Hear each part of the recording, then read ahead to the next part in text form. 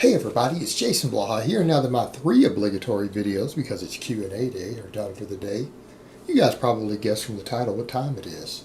It's time to talk about current events in the online fitness community. So let me put on my +5 hat of weaponsmithing, work on skilling up my crafting a little bit, and let's talk about this. Alright, a number of my subscribers have awared me that Vegan Gains may have been following some advice from none other than AlphaDestiny, and he has dislocated his knee while doing box squats, or squatting in general. I don't recall which it was. I went and watched his full video though, so I thought, this is a big deal.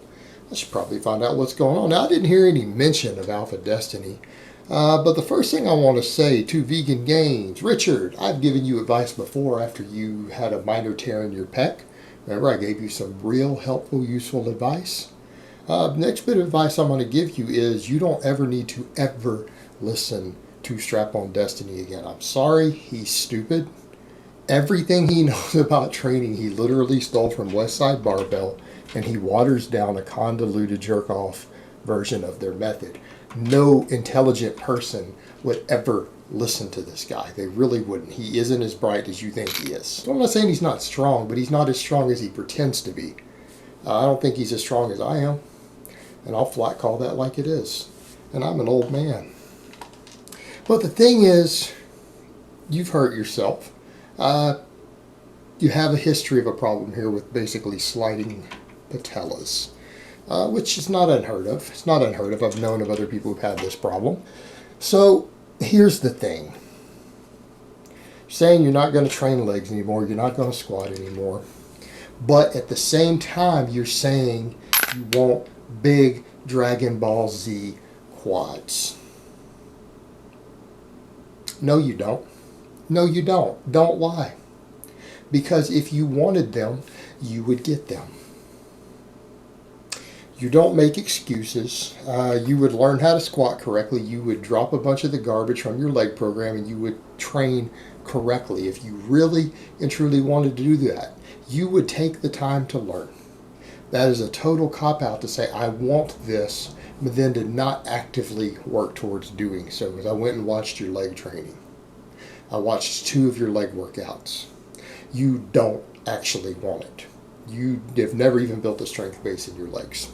Now, I understand you've got issues there, but you know what? He also said in the video, if anyone has any advice, give it to me. I'm going to give you some tough love. I'm going to give you some advice. You want to know what? When you want something, you actually do it. And there's a difference between saying you actually want something versus saying maybe something would be nice. Right? There's a difference saying it would be nice if this happened versus I actually want it. Perfect example. I don't actually want to get ripped. I know that. We all know that. Because if I really and truly wanted it, I'd go do it. Not worth the price to me. It's not worth the starvation. It's not worth the moodiness. It's not worth the dick I turn into when I start dieting down lean. And yes, I have actually been pretty lean before. I turn into a total asshole. And I hate myself and I hate life when I do it. It's not worth it to me. I actually don't actually want it. Whereas what I do want to here in my 40s, I want to get my bench back to 400, and I want to get my squat back to 600. So what am I doing about it? I'm sleeping 10 hours a day. I'm squatting 6 days a week. I'm pressing 6 days a week. I'm training hard. I'm training at the limits of what I can recover from. Having to pay attention to every aspect of my life to try to get there. And in other words, I'm having to dial in everything from my stress levels, my fatigue management, everything. Do you know why? Because I actually want it. You don't actually want this goal. What I'm going to say that you need to do, you need to fix your squat, you need to fix your deadlift. Because you're not doing either one even remotely correctly. You want this goal, fix them. If you want this goal, go ahead and do what I say every fitness YouTuber needs to do. Every fitness YouTuber needs to get their squat up to 500 pounds. All right? If you're going to be a fitness YouTuber and you're a healthy man and you can't squat 500 pounds, this is a problem. And it's a fixable problem. It's a fixable problem. I mean, if you're making your living making YouTube fitness videos, you don't have to work a full-time job. You can get your squat up to 500 pounds. That includes tall guys, that includes guys with certain knee problems. You can do that. Now, I'm reaching for something further. I don't want to stop at 500. I've been at 500 already on camera. I want to get 600. But for the rest, you 500. And that includes you, Richard. Get your squat up to 500 and see if you don't reach your goal. Now, what you need to do first of all is drop all this fluff, all this high volume training. You need to actually get strong because you have never built a strength base. And you come in and you do 5 different leg exercises. You're a sub 300 pound squatter. You don't need to do anything for your legs until you get your squat caught up. And how are you going to get your squat caught up with this sliding knee problem? Well, you need to pick a squat style. First of all, I watched you squat. Are you trying to high bar or low bar squat? Because I can't tell.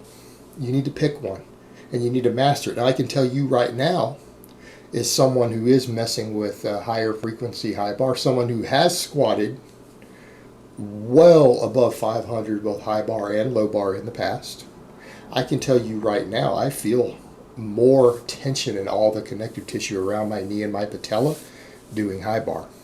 You need to drop this high bar position that you're doing because that's part of your problem, is that you're doing a hybrid between the two, but your bar placement is high bar.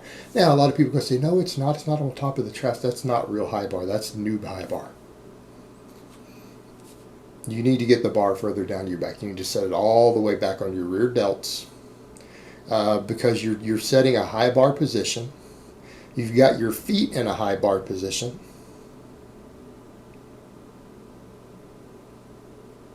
You've got your hands gripping it and trying to do certain mechanics as if you're doing low bar.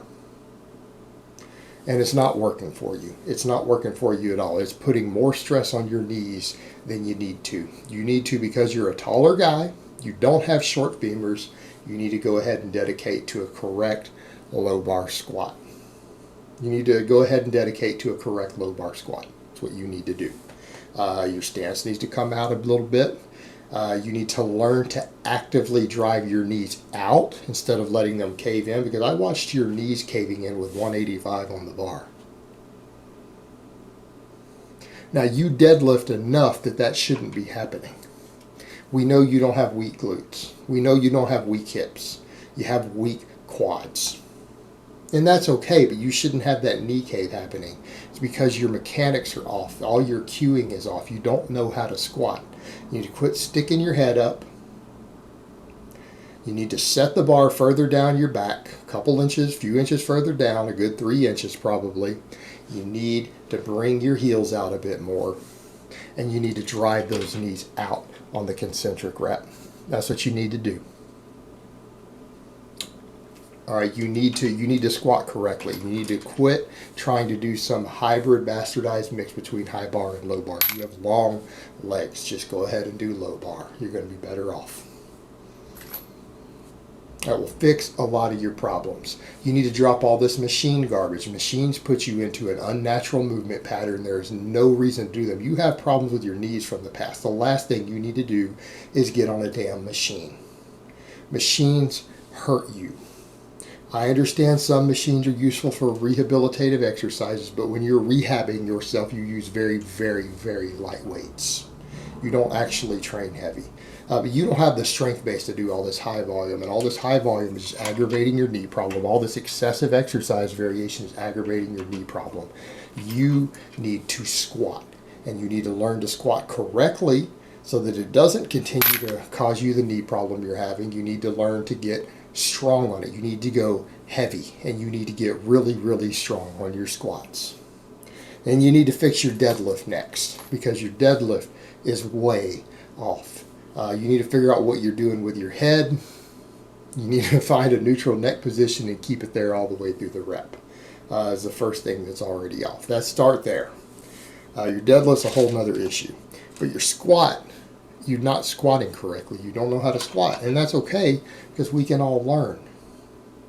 You're a smart guy, Richard. You have the potential to learn this. Quit listening to jerk-offs like Strap-on Destiny. All right, that moron will get you hurt. He will get you hurt just like he's going to get all of his audience hurt. He doesn't know what he's doing. You need to learn to squat. You need to get your squat up to 400, and you need to get it up to 500. You're going to have to eat a little bit. You're going to have to eat. Now, I'm not going to pick on you and tell you to eat, but you need some animal protein, because I know you're dedicated to be a vegan. You're not going to do that anyways, so I'm not going to go there. And it probably isn't necessary. You may not need to do that to get to a 500-pound squat. But you are going to have to increase your calories. You are going to have to start squatting heavy with a lot more frequency. You're going to have to start taking better care of your active recovery. A lot of things that you need to do different. But don't say that you're going to quit because of this issue. Don't say you're going to quit because of this issue and then turn around and say that you want Dragon Ball Z-like thighs. All right? That's not how it works. If you want to get out there and do it, same thing. I know, I have an idea of what you make on YouTube. It's more than I make. You probably make double what I make. You easily, from 1 month's pay, can afford this several $1,000 knee brace. Just out of your extra savings that you make off of YouTube in 1 month, you can afford a several $1,000 knee brace, custom knee brace that you're talking about you might need. Well, go get the damn thing. What's the problem? I understand you don't want the surgery. That's fair enough, given your history, almost losing your leg. Go get the knee brace so that you can squat then. If that's what you need, and go get it. It's a few $1,000s. Hell, it'll probably pay for itself. Your channel will grow when you add another 100 pounds or 200 pounds to your squat from where you're at now.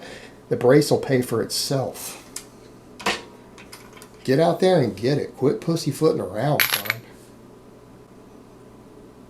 All right, don't let these excuses hold you back. You know you need the knee brace. You know you need to learn to squat correctly. You know you're doing a bunch of jerk-off exercises that are exacerbating your problem. Quit doing them. That's my advice. Take it or leave it. All right, guys. Well, that's really all I have to say on that today. I hope it's been informative, and I will talk to you guys next time.